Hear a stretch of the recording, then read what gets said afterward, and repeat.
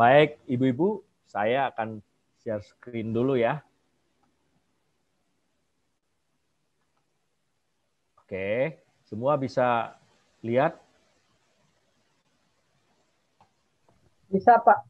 Oke, thank you. Baik, tema yang diberikan kepada saya hari ini adalah jangan protes pada proses. Nah, ini menarik nih sebenarnya. Karena tema ini justru ada bukunya, tapi yang nulisnya bukan orang Kristen setahu saya. Lagi rame ini buku ini dengan judul ini. Jangan protes pada proses. Ini buku Muslim. Tetapi di situ saya secara ringkas memahami bahwa mereka mengajarkan sesuatu yang berbeda dengan kita. Kalau kita nanti kita lihat apa firman Tuhan katakan, bagaimana proses Tuhan di dalam hidup setiap orang percaya. Berbeda dengan buku yang tadi saya bilang. Kalau ala orang M tadi mengatakan pembentukan etika, ya moralitas itu dalam kehidupan dengan menekankan pribadi umat harus belajar. Nah kalau kita bukan, kita proses itu yang datang dari Tuhan. Ya, itu yang membedakan kita. Baik, kita akan baca dulu firman Tuhan. Saya ambil dari Roma pasal 8, cuma 3 ayat saja. Ayat 26, 27, 28, 4 sama 34. Demikian firman Tuhan saya bacakan untuk kita. Demikian juga Roh membantu kita dalam kelemahan kita. Sebab kita tidak tahu bagaimana sebenarnya harus berdoa, tetapi Roh sendiri berdoa untuk kita kepada Allah dengan keluhan-keluhan yang tidak terucapkan.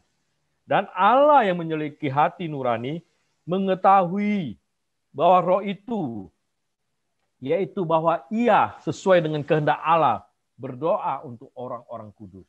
Ya, Roh Kudus berdoa untuk orang-orang percaya, untuk kita orang Kristen. Berikutnya ayat 28 dan 34. Kita tahu sekarang bahwa Allah turut bekerja dalam segala sesuatu untuk mendatangkan kebaikan bagi mereka yang mengasihi Dia, yaitu bagi mereka yang terpanggil sesuai dengan rencana Allah. Siapakah yang akan menghukum? Kristus Yesus yang telah mati, bahkan lebih lagi, yang telah bangkit, yang juga duduk di sebelah kanan Allah, yang malah menjadi pembela bagi kita. Di dalam terjemahan lain, yaitu Alkitab yang terbuka, yang diterjemahkan oleh Sabda, itu biasa diambil dari bahasa aslinya, ayat 34 itu dikatakan yang Yesus adalah sebagai syafaat bagi kita, ya, bukan pembela, tetapi diterjemahkan syafaat, ya, berdoa untuk kita, bagi kita. Nah, ibu-ibu yang dikasihi Tuhan, kita coba lihat, ya, sebelum kita masuk firman Tuhan kita bahas, kita mau lihat survei, ya, satu fakta di lapangan di tahun 2020, di akhir tahun 2020 ada suatu lembaga yang mensurvei terhadap ibu-ibu rumah tangga. Dalam sebuah survei dalam rangka menghadapi pandemi COVID-19 ini, apa yang terjadi dengan ibu-ibu? Dikatakan ada 3 survei yang dipilih, yaitu tentang keuangan, tentang kesehatan, dan tentang pendidikan. Dari hasil survei itu menunjukkan ibu-ibu mengalami krisis keuangan hampir 60%, ya, dari orang-orang yang disurvei itu. Kemudian 3%-nya yang mengatakan itu pendidikan, ya, kecil. Pendidikan apa? Khawatir, cemas terhadap pendidikan anak, anak yang jauh dari orang tua, anak yang ada di kos, anak yang ada di luar kota. Itu hanya 3% ibu-ibunya cemas. Tetapi tentang kesehatan itu banyak juga, ada 37% yang mewakili ibu-ibu cemas akan kesehatan mereka. Ya, ada 60% yang paling tinggi itu ibu-ibu mengalami kecemasan tentang keuangan mereka. Ada 60% dari survei 1000-an orang. Nah, berikut akibatnya apa dari ini? Gejala stres yang mengakibatkan beberapa hal yang dari survei itu menyimpulkan cemas. Ibu-ibu itu 29% akibat dari hasil survei tadi menunjukkan mereka itu mengalami cemas, terus sulit tidur, itu ada 18%. Kemudian di bawah sulit tidur itu ada murah mudah marah, ya, gampang marah, ya, baik terhadap suami maupun terhadap anak-anak atau siapa saja. Ibu-ibu lebih gampang sensitif untuk marah, ada 17%. Dan yang hilang minat kerja, ya, jadi malas, jadi tidak bergairah, jadi ogah-ogahan menghadapi setiap pekerjaan yang biasa rutinitas ibu-ibu kerjakan. Itu 36%. Luar biasa, gede sekali. Jadi urutan pertama justru ibu-ibu jadi bermalas-malasan. Saya nggak tahu apa ibu siang ini yang mana yang mewakili ibu-ibu ALF siang ini. Ya, ibu-ibu mudah-mudahan tidak ada ya. Semuanya menghadapi dengan sukacita karena pembelaan Tuhan, karena penyertaan Tuhan, karena doa-doa Tuhan kepada kita. Kita lihat tadi ayat 26-27 dikatakan Roh Kudus, ya, Roh Kudus berdoa, ya. Jadi kita orang Kristen nggak usah khawatir, nggak usah takut. Jangan seperti survei tadi. Ibu-ibu nggak usah cemas karena yang mensupport kita itu Roh Kudus, ya. Bukan hanya Roh Kudus, tapi Tuhan Yesus juga mensupport kita. Nanti kita lihat, ya. Jadi di ayat 26 dikatakan tadi bahwa Roh Kudus mendoakan kita.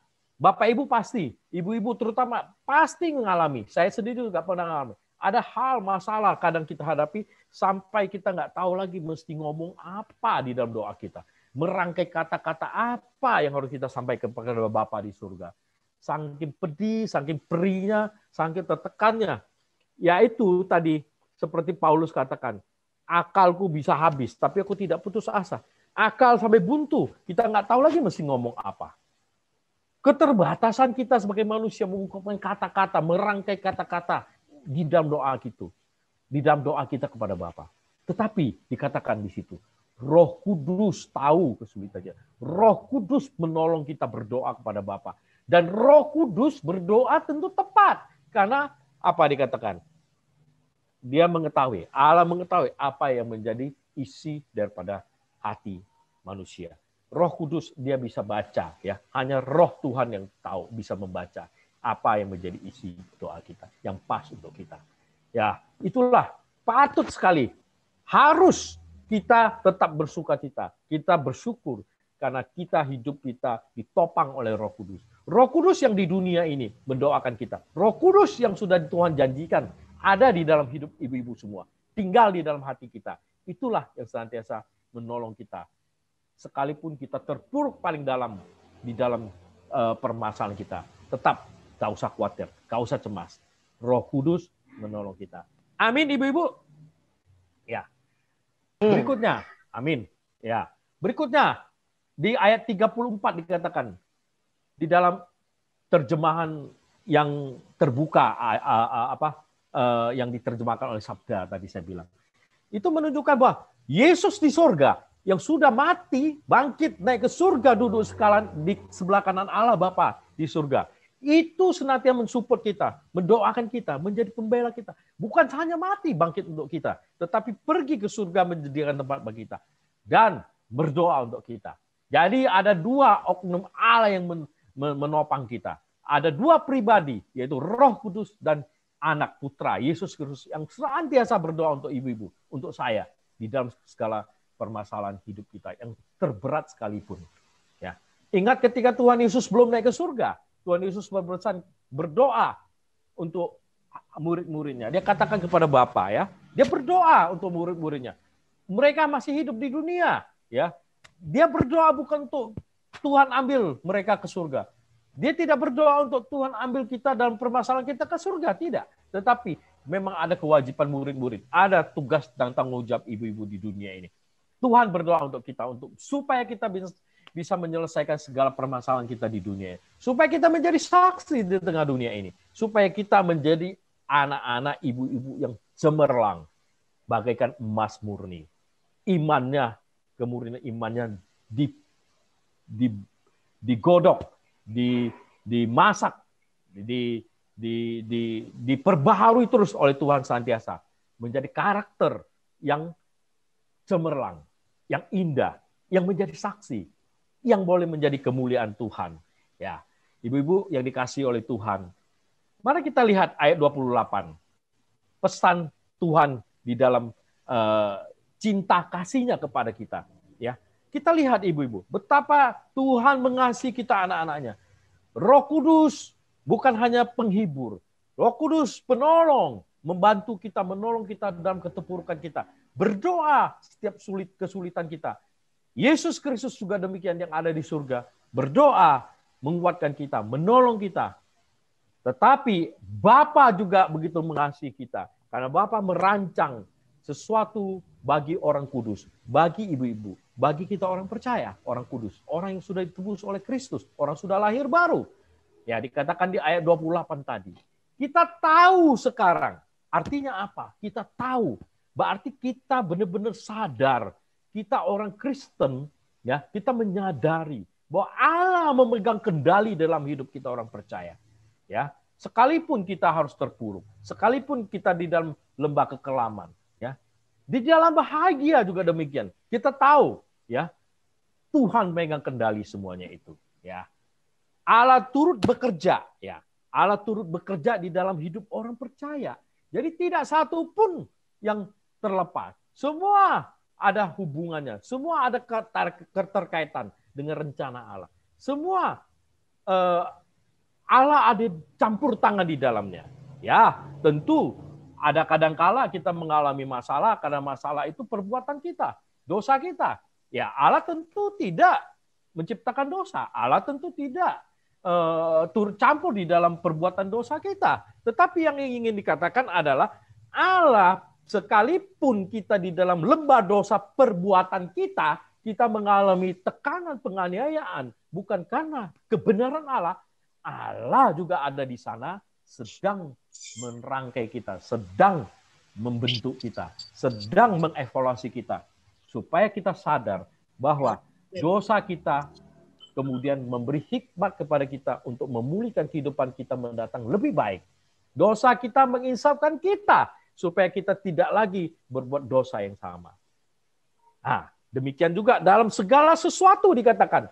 Dalam segala sesuatu berarti tidak satu pun yang terlepas. Ya, kita tahu sehelai rambut di kepala kita jatuh pun Tuhan tahu. Berapa jumlah helai rambut di kepala kita setiap pribadi Tuhan tahu. Ya, apa yang terjadi di belahan dunia ini yang paling pelosok sekalipun tidak terlepas dari pengamatan Tuhan. Ya, dalam segala sesuatu Tuhan ada di dalam semuanya itu. Ya, semuanya itu Tuhan mendatangkan kebaikan buat kita, buat ibu-ibu, mendatangkan kebaikan. Baik itu mungkin kita lihat saat ini terpuruk, sakit, ya, penderitaan, kesedihan, ya, keperihan, ekonomi yang terpuruk, kondisi fisik yang lemah, kecemasan untuk menghadapi pandemik ini, dan lain sebagainya. Ya, Tuhan tahu itu. Ya, Tuhan mengizinkan semuanya itu terjadi. Supaya apa? Supaya itu demi kebaikan kita. Satu hal yang saya coba ingat-ingat, saya pelajari. Kenapa COVID ini bisa dikatakan sesuatu hal yang baik buat kita? Justru disinilah dari awal saya melihat bahwa Allah sedang memurnikan orang percaya. Ya, dan kelihatan orang yang nggak sungguh-sungguh cuma sekedar hadir fisiknya di gereja, sekarang nggak hadir, nggak bisa hadir virtual juga kalau dia nggak punya kesungguhan hati seperti itu. Di rumah jadi nonton atau kadang sambil tiduran dengar firman Tuhan ibadah minggu. Di sini terlihat di hadapan Tuhan kemurnian itu iman, ya. Jadi ini sesuatu yang baik juga. Kita semakin diuji. Kalau Tuhan bilang firman-Nya bilang kepada Thomas, ya, sungguh orang berbahagia yang tidak yang percaya tetapi tidak melihat. Ya, kamu kan harus minta bukti, Thomas. Tetapi Tuhan bilang orang yang percaya tidak melihat itu yang berbahagia. Nah, berbahagialah kita kalau kita tidak harus bertemu fisik dengan saudara-saudara seiman di gereja, kita tetap bisa bersekutu di dalam roh, ya, di dalam roh Allah itu yang mempersatukan kita, yang sudah menyelamatkan kita, melahirbarukan kita, membuat kita bisa bersatu, bersekutu, meskipun ada sekat-sekat, meskipun ada jarak, ya, tetap kita teruji di situ iman kita. Allah mendatangkan kebaikan meskipun ada pandemi COVID ini. Nah, ibu-ibu yang dikasihi Tuhan, bagi yang mereka mengasihi dikatakan. Siapa? Bagi kita orang-orang yang mengasihi. Mereka yang terpanggil, ya. yaitu mereka yang terpanggil. Jadi kita bersyukur, istimewa, ya. Tidak semua orang, ibu-ibu, tetapi bagi kita Tuhan menyediakan kebaikan, keindahan, pembentukan Tuhan, rencana Tuhan dalam hidup kita, ibu-ibu, ya. Bagi kita, ibu-ibu yang istimewa, tidak bagi semua orang, bagi orang yang sudah ditebus oleh Kristus. Haleluya, puji Tuhan. Amin, ibu-ibu. Ya, ibu-ibu yang dikasihi Tuhan, sesuai rencana Allah, ya. Jadi Tuhan sudah memanggil kita, membiarkan kita, mengizinkan kita masuk di dalam pergumulan kita di dalam hidup di dunia ini. Meskipun kepahitan, tidak selalu senang kan hidup kita, silih berganti. Ada senang, ada susah, ya. Tetapi semua Tuhan izinkan semua buat kita, ya. Sesuai rencana Allah. Apa rencana itu Tuhan buat kita sebenarnya? Apa sih tujuannya? Kenapa harus Tuhan kasih aja kami senang terus di dunia ini Tuhan. Kagak usahlah sedih-sedih, gitu kan? Tetapi kenapa ada silih berganti, ada susah, ada senang? Kenapa? Apa rencana Tuhan sebenarnya? Ibu-ibu yang dikasih Tuhan. Tuhan berencana agar kita menjadi serupa dengan anak sulungnya. Ibu-ibu supaya serupa dengan Yesus Kristus. Serupa bagaimana?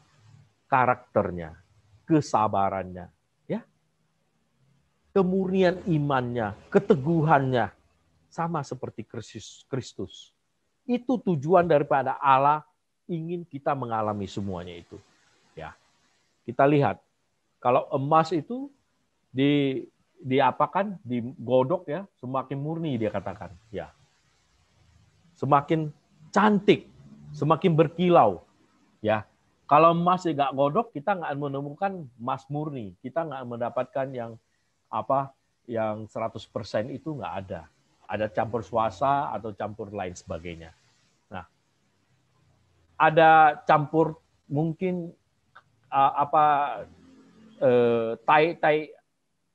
batu gunung ya kan digali ya. Jadi tidak akan, kalau nggak dimasak emas itu nggak akan berkilau, tidak akan terlihat keindahannya. Nah, demikian juga iman kita supaya dimurnikan tadi saya katakan. Sehingga kita harus mengalami getir, kita mengalami kesulitan, tekanan, penganiayaan barangkali di belahan dunia sana. Hari ini saya berdoa untuk Bangladesh.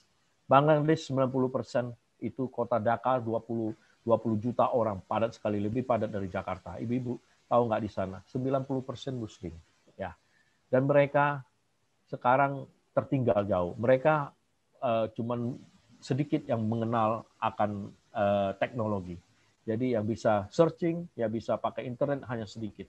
Termasuk kita orang Kristen ada yang beberapa persen di sana pendatang yang bisa. Dan kita mensupport mereka di dalam doa. Karena mereka mulai mengirimkan penginjilan kepada mereka.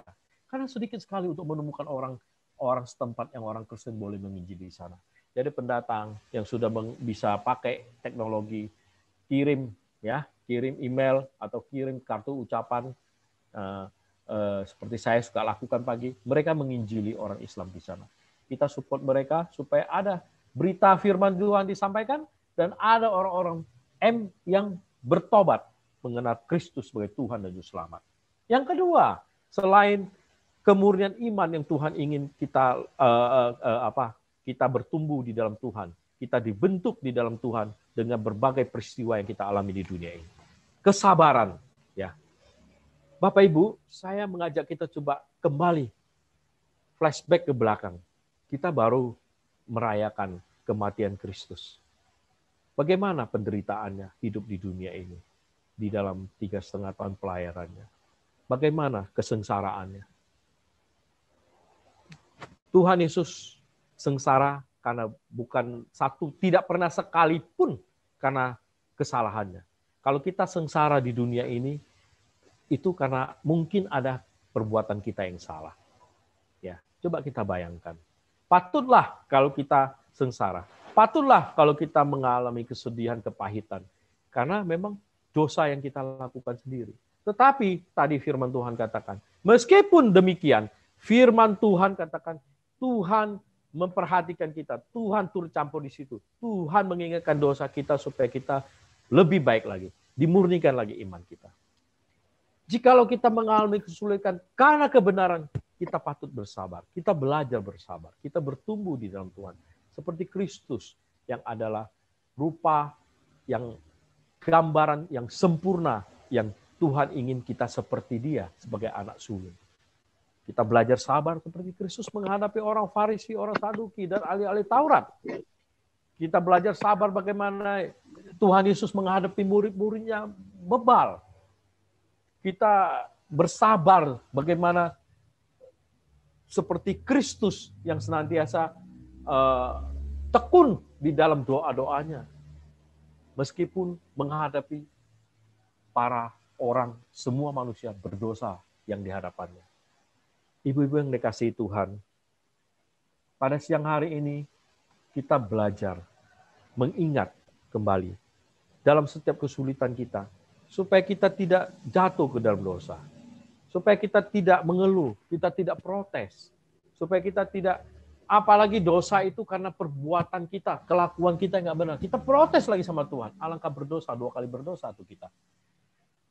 Jadi marilah kita mengingat setiap kali yang kita hadapi di dunia ini. Jangan protes. Meskipun kita benar, ya, karena kebenaran tidak dicela, kita ditolak, kita difitnah, ya. Tetap kita mengingat bahwa di balik semua pengalaman-pengalaman yang kita alami itu, ada rencana Allah yang indah, yang baik buat kita. Bagaikan hujan, setelah itu ada pelangi. Ya. Jangan kita khawatir. Kita lihat, kita ingat senantiasa ibu-ibu. Jangan protes. Ya. Jangan protes. Biarkan proses itu berjalan dalam hidup kita. Biarkan proses itu berjalan. Jangan tolak proses. Kalau tolak angin boleh. Ya, ibu-ibu, tolak angin ya. Tolak angin boleh, tapi tolak proses jangan. Nah, itu ibu-ibu. Bersukacitalah ibu-ibu senantiasa. Bersyukur kepada Tuhan. Kenapa? Karena di balik semua itu ada pelangi. Di balik badai hujan itu ada pelangi. Di balik apa yang kita alami, proses di dunia yang keras ini, yang sakit ini, yang menderita ini, yang membuat kita lonely, membuat kita sedih, membuat kita terpuruk. Semua itu, mari kita ucapkan syukur senantiasa. Minggu lalu Pak Tony sudah bukakan mengenai tema tetap berdoa senantiasa dan bersukacita dan mengucap syukur sebagaimana Kristus mau. Ya, demikian juga lah. Biarlah kita senantiasa bertekun di dalam doa kita, di dalam proses yang kita alami di dunia ini, dengan senantiasa mengucap syukur, bersukacita. Karena apa kita tahu? Bahwa Tuhan ada di balik rencana itu semua. Rencana Tuhan indah bagi kita. Ya, Bapak Ibu yang dikasihi Tuhan. Yang terakhir, marilah kita menolak menyerah. Ya, seperti itu. Jangan tolak untuk diproses, tetapi menolak untuk menyerah. Artinya ibu-ibu kuat, tetap teguh di dalam menghadapi segala permasalahan. Pada satu tema dulu yang saya bawakan, perbedaan pria dan laki-laki. Ya, di dalam kelembutan ada kekuatan ya seorang wanita. Memang survei membuktikan wanita itu lebih kuat daripada pria di dalam hal-hal tertentu, di dalam peran yang Tuhan berikan kepada dia, di dalam Alkitab katakan kepada dia. Biarlah kita semua boleh menjalani peran kita sebagai ibu-ibu yang kuat, yang tegar, tidak menolak untuk mengatakan menyerah, menghadapi segala sesuatu yang kita hadapi saat ini. Meskipun pandemik ini kita belum tahu persisnya kapan akan berakhir. Ya, India, ya, yang kemarin berapa bulan lalu 11 juta yang sembuh, wih hebat. Kemudian mereka tanpa sadar, berapa sebulan kemudian mereka mandi di Sungai Gangga, sungai suci mereka Hindu upacara. Sekarang berlipat-lipat mereka kena COVID. Ya, itulah.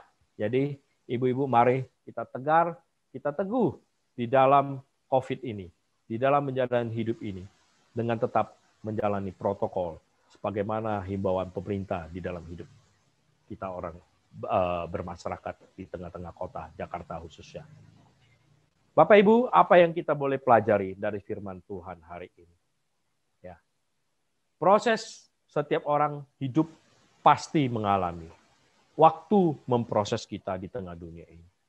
Kita dibiarkan Tuhan tinggal di dunia. Ada maksud Tuhan supaya kita dilatih, supaya kita menjadi saksi. Bagaimana kita menjadi saksi? Jikalau kita belum mengenal Kristus dengan baik, kita belum menjadi seperti Kristus. Itulah rencana Tuhan. Kita diproses, jangan protes ibu-ibu. Jalani semuanya itu supaya kita serupa dengan Allah. Iman kita dimurnikan. Kesabaran kita timbul. Kecintaan kita kepada Tuhan semakin dalam. Dengan demikian kita terus bertekun di dalam doa dan di dalam hubungan dengan Tuhan. Selalu kita jaga. Ibu-ibu yang dikasihi Tuhan, sebelum saya mengakhiri firman Tuhan siang hari ini, saya telah menyiapkan sebuah video singkat. Ini ibu-ibu pasti pernah dengar ataupun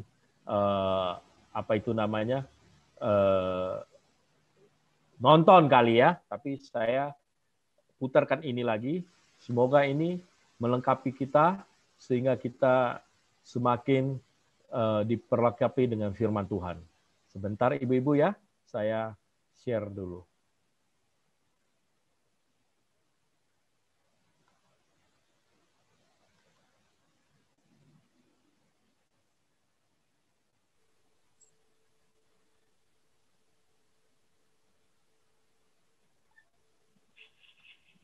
Sudah masuk belum ibu-ibu? Belum ya? Belum, Pak. Belum, Pak. Belum. Oke, bentar ya. Udah? Sudah, Pak. Udah, Kita Pak. dari Udah. awal ya.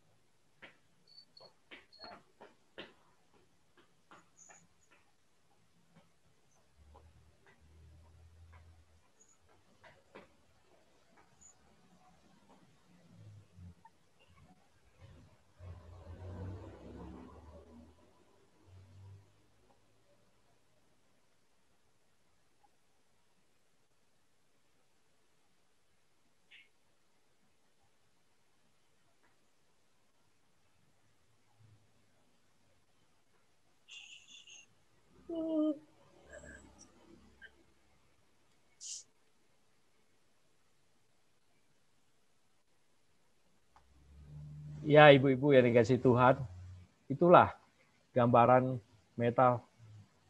metafor apa? Metamorfosis. Sorry, susah sekali. Metamorfosis dari yang dikatakan ini ilmuwan bilang metamorfosis sempurna. Kenapa? Dari wujud yang tadinya telur, ulat, kepompong berubah menjadi kupu-kupu. Kalau yang tidak sempurna itu dia bentuknya sama kayak belalang, ya. Dari ulat bentuknya belalang kecil terus belalang juga nongolnya. Kalau ini sempurna dari berubah wujud. Nah, coba perhatikan, ibu-ibu jijik nggak dengan ulat? Boleh buka mic. Jijik, Pak. Jijik ya? dong, Pak. Ya. Saya Geli, juga geli. jijik. Saya geli. Saya apalagi ke ulat bulu. Takut saya ulat bulu itu. Jadi dari jelek dia mengalami tukar kulit berulang-ulang karena dia mekar, dia besar. Kerjanya cuma makan aja terus tuh ulat. Sampai dia besar kulitnya udah nggak bagus lagi, udah nggak cukup lagi, dia tukar kulit. Bisa sampai 3-4 kali itu. Kemudian dia berubah, dia mempres tubuhnya, ya. Dia membuat sedemikian rupa tubuhnya, menyiksa dirinya, ya, dalam kepompong. Dan resikonya besar karena akan tidak bergerak, akan dimangsa oleh musuh. Ya, makanya dicari tempat yang aman. Kemudian proses waktu di atas 14 hari sampai 16 hari itu berwujud kupu-kupu. Kupu-kupu keluar pun belum bisa langsung terbang. Dia harus menstimulasi dirinya sedemikian rupa supaya aliran darahnya sampai ke ujung-ujung sayap. Kemudian ada kekuatan sayapnya mulai dia mengepak dan indah bukan. Ada yang tidak suka kupu-kupu ibu-ibu? Semuanya suka? Kupu-kupu malam, Pak, yang nggak suka. Oh iya, ini kupu-kupu asli. Bahaya itu. Ya. Nah, itulah ibu-ibu proses hidup kita harus menjalani. Kita harus mau, Tuhan Yesus saja ngalami kepedihan, kesengsaraan, ya. Penganiayaan. Kita harus mau, ya. Ada pepatah kita. Kalau guru kencing berdiri, murid kencing berlari kan? Nah, kita ini murid-murid Tuhan Yesus, ya. Nah, biarlah segala puji hormat hanya bagi kemuliaan Tuhan. Hari ini kita boleh belajar firman Tuhan. Barangkali kalau ibu-ibu mau tanya jawab, silakan sebelum saya tutup dalam doa.